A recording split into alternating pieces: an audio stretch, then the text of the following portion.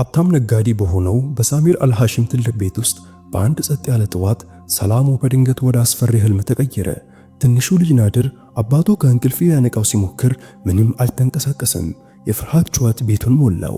ሐኪሞች ምን እንደተፈጠረ ሊገባቸው አልቻለም። ቤቱ በከባድ ጸጥታም ተዋጠ። ጸጥተኛው የቤት ሰራተኛ ሌይላ እስክትገባ ድረስ እሷም ልጁን ለየት ባለ መንገድ ተመለከተችው። በዚያች ቅጽበት ሁሉም ነገር ተቀየረ። በኋላም ላይ ያወቀችው ሚስጥር የሙሉ ቤተሰቡን ዕጣ ፋንታ የሚቀይርም ነበር። ቪዲዮን ከመጀመራችን በፊት ቪዲዮን ላይክ ማድረግ እንዳትረሱ። ይህም ቪዲዮም ከየት ሀገር ናችሁ የተመለከታችሁ እንደሆነ ኮሜንት ስር ማስቀመጥ እንዳትረሱ። ወደ ታሪካችን እንለፍ። በሳሚር አልሐሺሚ ቤት ሁሉም ነገር የተለመደ ይመስል ነበር። የፀሐይ ብርሃን ከትላልቅ መስኮቶች ቀስ ብሎ ይገባ ነበር። ውድ የሆኑት ዕቃዎችና ያጌጡት ምንጣፎች ያበሩ ነበር። ትንሹ ናዳር በሶፋው ላይ በከባድ እንቅልፍ ውስጥ ነበር። ትንሿን የእንጨት አሻንጉሊቱን ደረቱ ላይ አቅፎ ነበር። ሳሚር ፈገግ ብሎ ቀረበ። የልጁን ስም በቀስታ ጠራ። ናድር ተነስ ልጄ። ግን ልጁ አልተንቀሳቀሰም ነበር። ድምፁን ከፍ አድርጎ ደጋግሞ ጠራው። ነገር ግን ጸጥታው ቤቱን ውጦት ነበር። ሳሚር እጁን ዘርግቶ የልጁን ግንባር ነካ። ሙቀት ነበረው ግን አይንቀሳቀስም። ፍርሃት ወደ ልቡ ቀስ በቀስ መግባትም ጀመረ።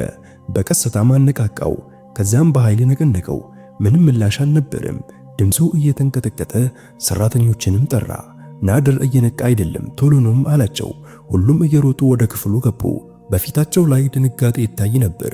ከአንደኛው ሰራተኛ እጅ የቡና ሲኒ ወደቀ። ድምጾቹም ከፍ ማለት ጀመሩ። የቤተሰቡ ሐኪም ከትንሽ የሕክምና ቡድን ጋር በፍጥነት መጣ። ልጁን አልጋ ላይ ማስተኙት። መመርመር ጀመሩ። በእጅና በደረቱ ላይ መሳሪያዎችን አድርገው በጭንቀት ፊት እርስ በእርሳቸው ይንሸኳሸኩ ነበር። ሳሚር ከአልጋው አጠገብ ተንበርክኮ የልጁን ትንሹን እጅ ያዘ። በቀስታም እንዲህ ይላል፣ ዓይንህን ክፈት ናድር፣ አባትህ እዚህ ነኝ። ነገር ግን ልጁ ዝም ብሎ ቀረ። ትንፋሹን በጭንቅ ይታይ ነበር። በክፍሉ ጥግ ላይ ሌይላ የተባለች የቤት ሰራተኛ በጸጥታ ትመለከት ነበር። በዚህ ቤት ውስጥ መስራት ከጀመረች ወራት አልፏታል፣ ግን ብዙም አትናገርም። ማንም ስለሷ ብዙ የሚያውቀው ነገር የለም። ሁሉም በጩኸትና በመሳሪያዎች ተጠምደው ሳለ አይኖቿ የተለየ ነገር ይመለከቱ ነበር። የልጁ ደረት ቀስ ብሎ እና በተስተካከለ ሁኔታ ሲንቀሳቀስ ተመለከተች። ትንፋሹ ደካማ ነው፣ ግን እሷ አለ። ቀስ ብላ ተጠጋች። እጇን በደረቱ ላይ ከዚያም በእጁ አንጓ ላይ ማደረገች። ትንሿ የልብ ምትም ተሰማት። ወደ ሐኪሙ ተመልክታ በተለየ መተማመንም እንዲህ አለች፣ እሱ እየሞተ አይደለም፣ እሱ ባልተለመደ ሁኔታ ተኝቷልም አለች። ጸጥታም ሰፈነ። እውነተኛው ታሪክ እዚህ ጀመረ። ከሌይላ ንግግር በኋላ ሐኪሙ መንቀሳቀስ አቁሞ በድንጋጤ ተመለከታት። በቁጣም እንዲህ አለ፣ አንቺ ማነሽ ትዕዛዝ የምትሰጪው? ራቂ ብዬሻለሁ፣ ከዚህ ሂጂ። ይህ ከባድ የሕክምና ጉዳይ ነው። ነገር ግን እሷ ወደ ኋላ አላለችም። በድምጿ ውስጥ እንግዳ የሆነ ጥንካሬ ነበር። ቀስ ብላም እንዲህ አለች፣ እባካችሁ ከዚህ በላይ አታንቀሳቅሱት። ይህ ተራ ራስን መሳት አይደለም። ሳሚር ተደናገጠ። ልቡ በፍርሃት ይቃጠል ነበር። ነገር ግን በፊቷ ላይ ያለው ነገር መተማመኗን ፈጠረበት። ሐኪሙ እንዲያቆም ጠቆመው። እንድትናገር ፍቀድላትም አለው። ሌይላ ወደ ልጁ ቀረበች። አጠገቡ ተቀመጠች። እጇን በግንባሩ ላይ ማደረገች። ምንም እንኳን ጩኸት ቢኖርም ትንፋሹ የተረጋጋ ነበር። ለጥቂት ሰከንዶች ዝም አለች። ሌላ ማንም የማያየውን ነገር የምትሰማ ትመስል ነበር። ከዚያም በዝቅተኛ ድምፅ እንዲህ አለች፣ ሆስፒታል ውስጥ ስሰራ ይህን ከዚህ በፊት አይቼዋለሁ። በሰዎች መሃል ሹክሹክታም በዛ። ሳሚር በድንጋጤ ወደ እሷ ዞረ። ሆስፒታል? አንቺ ነርስ ነበርሽ እንዴ አላት። ራሷንም ነቀነቀች። ከዓመታት በፊት የነርስ ረዳት ነበርኩ አለች። ነገር ግን ከአንድ አሳዛኝ አደጋ በኋላ ስራውን ተውኩት። ለጥቂት ጊዜ ጸጥታም ሰፈነ። ማንም አልጠየቃትም። ፊቷ ከቃላት በላይ ብዙ ነገር ይናገር ነበር። ወደ ልጁ እየተመለከተች ንግግሯን ቀጠለች። ናድር ይተነፍሳል፣ ነገር ግን በሰውነት ውስጥ በተፈጠረ ምላሽ ምክንያት በከባድ ድካም ውስጥ ነበር። ይህ ተራ በሽታ አይደለም። ሐኪሙ በማሾፍም ጠየቀ፣ የራስሽ የሆነ የሕክምና ምርመራ አለሽ እንዴ? ችላህ አለችውና እንዲህ አለች፣ በቅርብ ቀናት ውስጥ በዚህ ቤት ውስጥ አዲስ የጽዳት ዕቃ ጥቅም ላይ ውሏል ብላ ጠየቀች። ሰራተኞች እርስ በርስ ተያዩ። ከዚያም አንዷ መለሰች፣ አዎ አለች። ከሁለት ቀናት በፊት የጫወታ ክፍሉን ለማጽዳት ጠንካራ ኬሚካልም ተጠቅመናል። ሌይላም ወደ ሳሚር ተመለከተችና እንዲህ አለች፣ ናድር ትላንት እዚያ ተጫውተው ነበር ብላ ጠየቀች። በፍጥነት መልሱ አዎ ነበር። አብዛኛውን ጊዜውን እዛ ነበር የሚያሳልፈው። ሌይላ ወደ ጠረጴዛ ተራመደች። ከአልጋው አጠገብ የነበረውን የውሃ ጠርሙስ አነሳችና አሸተተችው።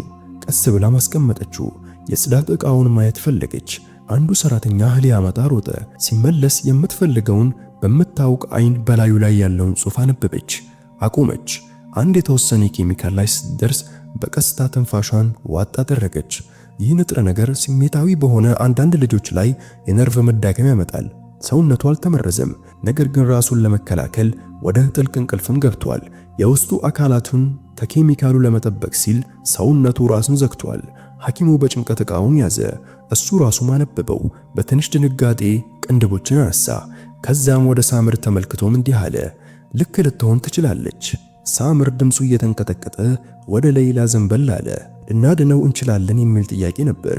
በተረጋጋ መተማመን እንዲህ አለች፣ አዎ፣ ነገር ግን ኬሚካሉን ከደም ውስጥ በፍጥነት እንዲያስወግዱ ሰውነቱን መርዳት አለብን። ሁኔታው ከመባባሱ በፊት በቤት ውስጥ ወዳለው ትንሽ የመድኃኒት ሳጥን በፍጥነትም ሄደች።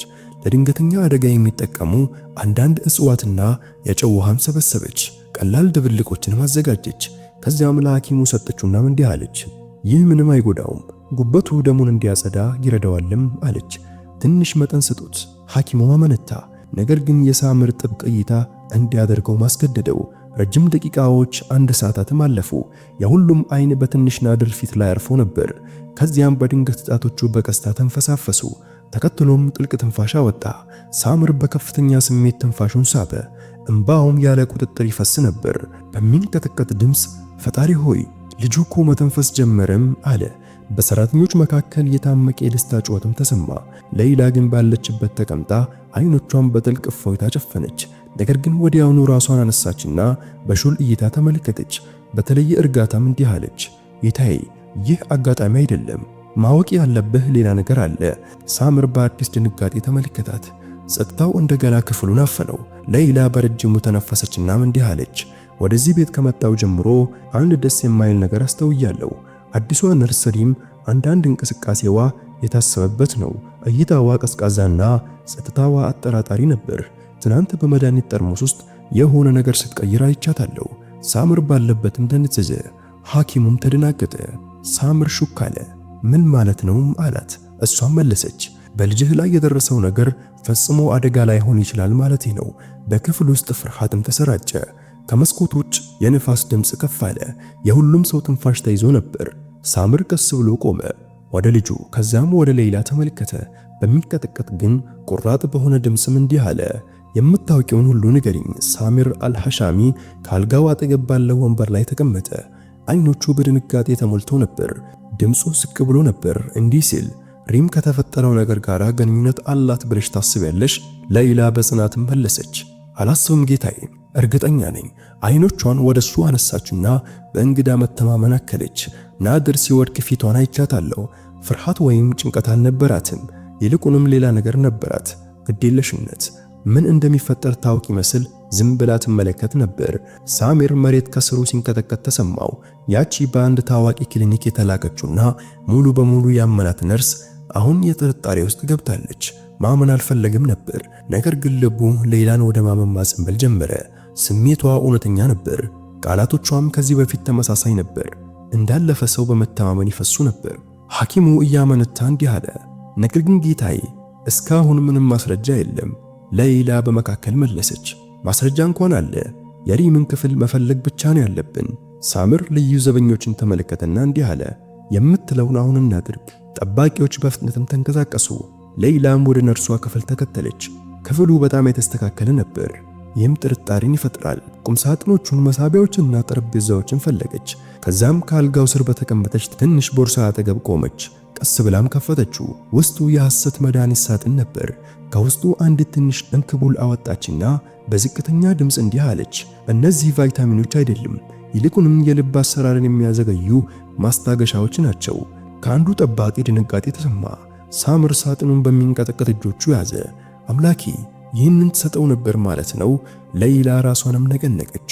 በየቀኑ በትንሽ መጠን ትሰጠዋለችም አለች። ማንም ሳይጠረጥር ራሱን እስኪስት ድረስ ይህን ከዚህ በፊት እኔ እሰራበት በነበረ ሆስፒታል ውስጥ አድርገዋለች። በተመሳሳይ ምልክቶች የሚሰቃዩ ሕፃናት ታካሚዎችን አይቻለሁ።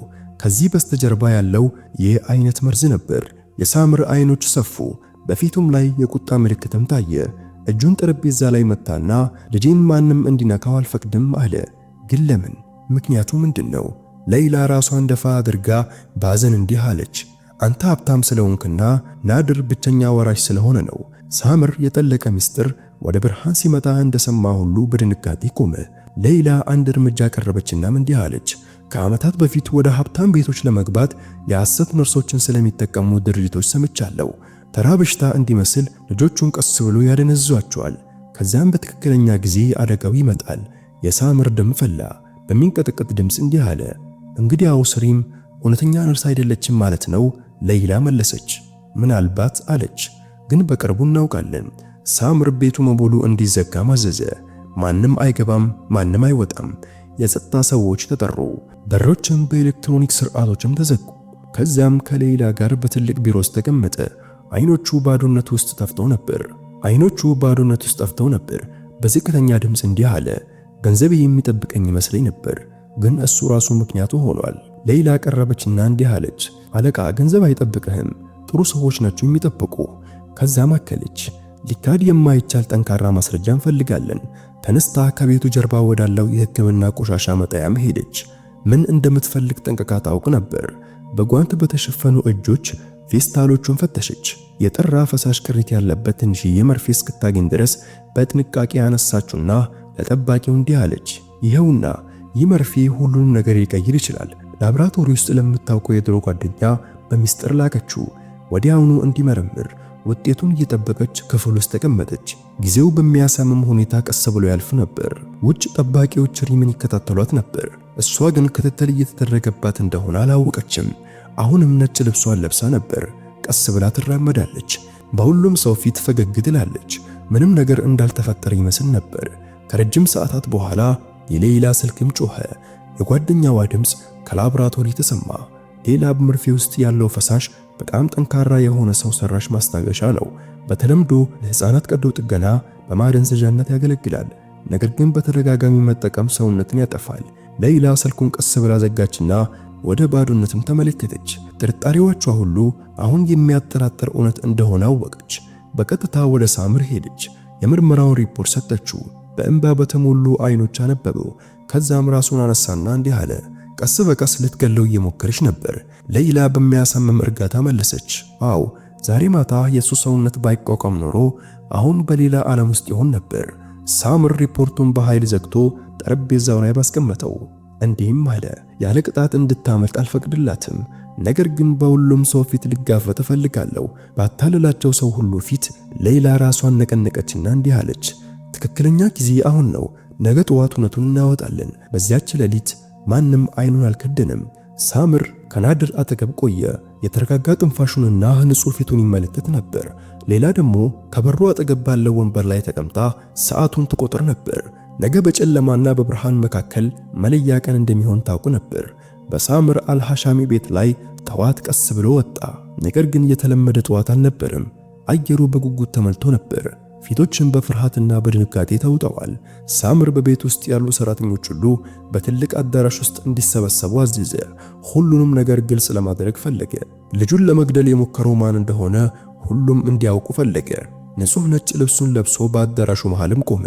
አይኖቹ ግን በእንቅልፍ እጦትና በህመም ደክመው ነበር። ሌይላ ከጎኑ ቆማ ነበር። የሰበሰበቻቸውን ማስረጃዎች የያዘ ወፍራም ፋይልም ይዛለች። ፊቷ የተረጋጋ ቢመስልም ከጸጥታዋ ጀርባ የሚነድ እሳትን ትደብቅ ነበር። በተቃራኒው በኩል ነርሷ ሪም የተለመደውን ነጭ ልብሷን ለብሳ ተቀምጣ ነበር። ፊቷ ላይ ምንም አይነት ስሜት አይታይም። እይታዋ የተረጋጋ ነው። እጆቿን በጉልበት ላይ አጣምራለች። እሷን የማይመለከት ቲያትር ለማየት የመጣች ትመስል ነበር።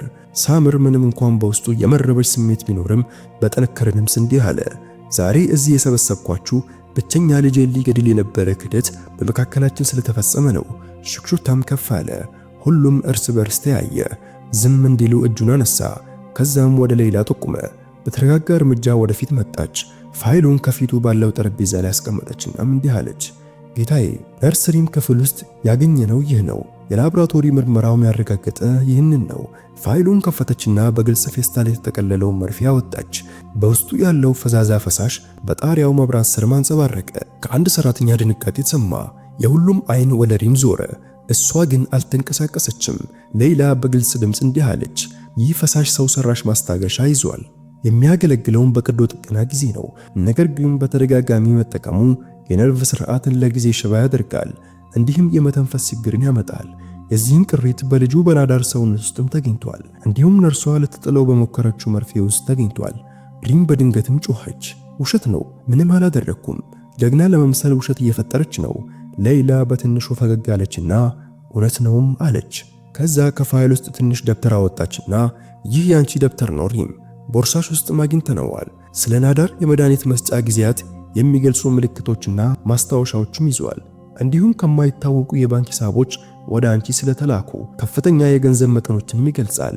የሪም ፊትም ተቀየረ። እናም ተደናገጠች። መውጫ ለማግኘት ዙሪያውን ተመለከተች። ነገር ግን ጠባቂዎች ከኋላው ቆመው ነበር። ሳምር በቀስታ እርምጃዎቹ ወደሷ ቀረበ። ማላከሽ ልጄን እንድትጎጂ ገንዘብ የከፈለሽ ማነውም አላት። ለጥቂት ጊዜ ዝም አለችና ከዛም በተቆራረጠ ቃላት እንዲህ አለች። አይገባህም፣ እነሱ ካንተ ይበልጥ ጠንካራ ናቸው። ከተገዳደርካቸው ማንም አያምንህም። ሳምር በቁጣ ድምፁን ከፍ አድርጎ ስሙን ተናገሪ። እሷ ግን በብርድ እልህ ከንፈሯን ዘጋች። ሳምር ለጠባቂዎች ጠቆመ።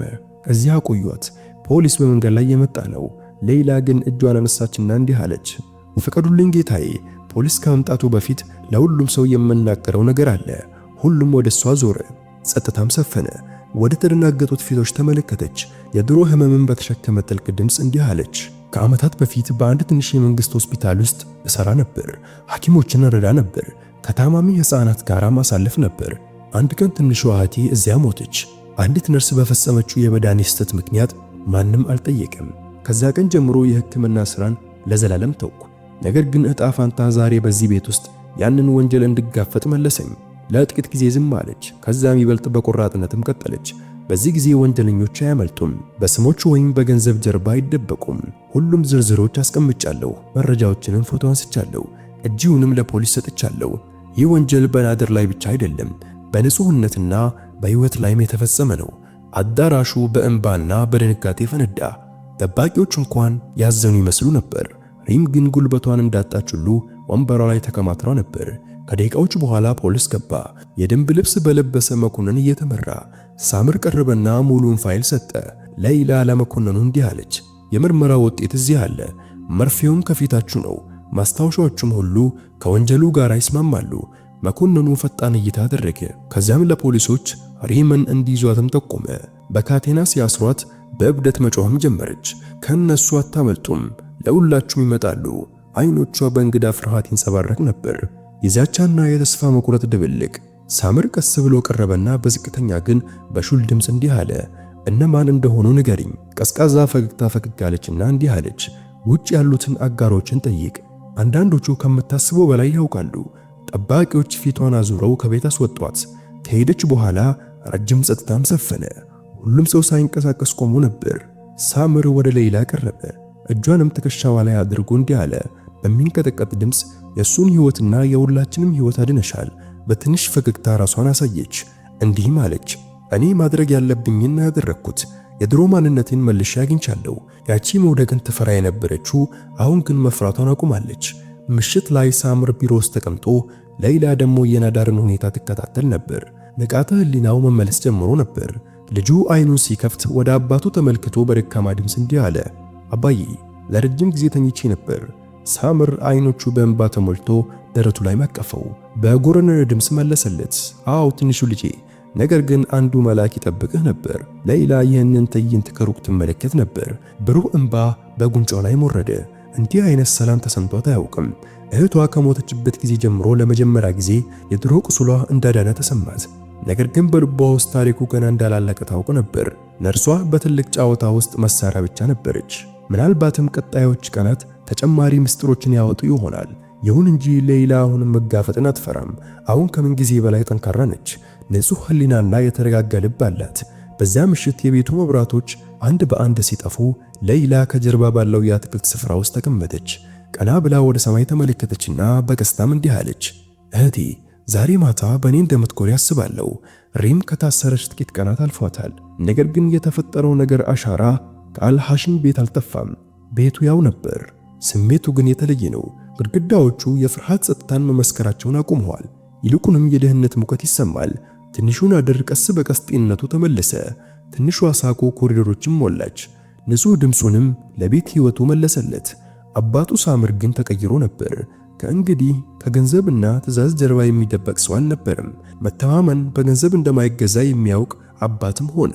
በአንደኛ ምሽት ሳምር ወደ አትክልት ስፍራ መጣ። ሌይላ ከድንጋይ ፏፏቴው አጠገብ ያሉትን አበቦች ታጠጣ ነበር። ቀስ ብሎ ወደ እሷ ቀረበና ሌይላ ካየሁሽ ቀናት አልፈዋል፣ እንዴት ነሽ አላት። እሷም ራሷን አነሳችና በእፍረት ፈገግ አለች። ደህና ነኝ ጌታዬ፣ ዋናው ነገርና ድር ደህና መሆኑ ነው። ሳምር በረጅሙ ተነፈሰና በእውነተኛ ድምፅ እንዲህ አለ፣ ይቅርታ ልጠይቅሽ ፈልጌ ነው። በሚገባ መጠን አላየሁሽም ነበር። በእኔ እይታ የቤት ሰራተኛ ብቻ ነበርሽ። አሁን ግን ልጄንና ሕይወታችንን ያዳንሹ አንቺ እንደሆንሽ አውቃለሁ። ሌይላ አይኗን ዝቅ አደረገችናም እንዲህ አለች፣ ምስጋና ፈልጌ አይደለም ያደረኩት እህቴ በምትፈልገኝ ጊዜ ላድናት ስላልቻልኩ ነው። በዚህ ጊዜ እንደገና ማጣት አልፈለኩም። ሳምር ለጥቂት ጊዜ ዝም አለ። ከዚያም እንዲህ አለ፣ ለዚህ ነው የተለየሽው። ፍርሃትሽን ረስተሽ ተጋፈጥሽ፣ እናም ሌሎችን በማዳን ተሳካልሽ። እጁን ወደ እሷ ዘረጋናም እንዲህ አለ፣ ከዛሬ ጀምሮ በዚህ የቤት ሰራተኛ አትሆኝም፣ ይልቁንም አስተዳዳሪ ነሽ። መታመን የምትችይ ሰው ነሽ። እንደ ቤተሰብ አባልም ከኛ ጋር ትኖሪያለሽ። አይኖቿ በእንባ ተሞሉ። ለመናገር ሞከረች፣ ነገር ግን ቃላቷ አጠሯት። እጇን ደረቷ ላይ በማድረግ አክብሮቷን ለመግለጽ ሞከረች። አመሰግናለሁም አለች። ይህ ከሚገባኝ በላይ ነው። ሳምር ፈገግ አለና ከሚገባሽ ያነሰ ነውም አላት። ከዛም ወደ ውስጥ ገባ። በጸጥታ የአትክልት ስፍራ መሃል ትቷት ሌይላ ለጥቂት ጊዜ ቆማ ሰማዩን ተመለከተች። ጀንበር ስትጠልቅ ሰማዩ በሰማያዊ ከለር ያውብ ነበር። የሞተችን እህቷን አስታወሰች። በስስትና በፍርሃት ያሳለፈችውን ሌሊቶችንም አስታወሰች። አሁን የድሮ ህመም ትርጉም እንዳገኘ ተሰማት። ህመሙ ወደ ጥንካሬ፣ ኪሳራውም ወደ መዳን ተቀይሯል። ከቀናት በኋላ ታሪኩ በጋዜጦች ላይም ታተመ። አንዲት የቤት ሰራተኛ በሀብታም ነጋዴ ልጅ ላይ የተሸበረን ሴራ አጋለጠች፣ ከሞትም አዳነች ይላል። ዓለም የሌላን ስም አወቀ። እሷ ግን ለዝና ግድ አልነበራትም። ሁሉንም ቃለ መጠየቆቹና ስጦታዎች አልቀበልም አለች። ሁል ጊዜ እኔ ብቻዬን አላዳንኩትም ትል ነበር። ፈጣሪ ነው ያዳነው፣ እኔ ምክንያት እንደሆንኩ ፍቃዱ እንጂ ትላለች። ህይወት ቀስ በቀስ ወደ ቤቱ ተመለሰ። ናድር እጇን ይዞ በኮሪደሮች ውስጥ ይሮጣል። አክስቴ ሌይላ እያለ በፍቅር ይጠራታል። እሷም ሁል ጊዜ በሚያረጋጋ ፈገግታም እንዲህ ትለዋለች፣ ፈጣሪ ጠበቀ። ትንሹ ልጅ ምሽት ላይ በክፍሏ በረንዳ ላይ ተቀመጠች። በከተማው ሰማይ ያለውን በረሃማ ጨረቃ ትመለከት ነበር። አይኖቿን ጨፈነችና በቀስታም እንዲህ አለች፣ አምላኬ ሆይ ወደ ራሴ እንድመለስ ስላደረከኝ በጣም አመሰግናለሁ። በዛች ቅጽበት ትንሽ ንፋስ ነፈሰች። የነጭ ሻርቧን ጫፎች እየነቀነቀች ፈገግ አለች። ሌይላ አሁን ያለፈውን የምትፈራ የቤት ሰራተኛ አይደለችም። የራሷን ዋጋ የምታውቅ ሴትም ሆናለች። ደግነትና ጀግንነት አሁን ህይወት ማዳን እንደሚችሉ ለዓለም እምነት የመለሰች ሴት። እናም ታሪኩ በዚያ አለቀ። በክብር ወይም በዝና አይደለም፣ ይልቁንም በቀላል እውነት፣ ለዘላለም የሚታወስ ቀላል እውነታ። እውነተኛ የህይወት ጀግኖች ዘውድ ሊያደርጉ ይችላሉ፣ ነገር ግን በልባቸው ውስጥ ብርሃን ይሸከማሉ። የዛሬው ታሪካችን ይህን ይመስል ነበር። ታሪኩን እንዴት ተመለከታችሁት? ቪዲዮንም ላይክ በማድረግ አጠናቁት። በሌላ ታሪክ እስከምንገናኝ አሰላሙ አለይኩም ወራህመቱላሂ ወበረካቱሁ።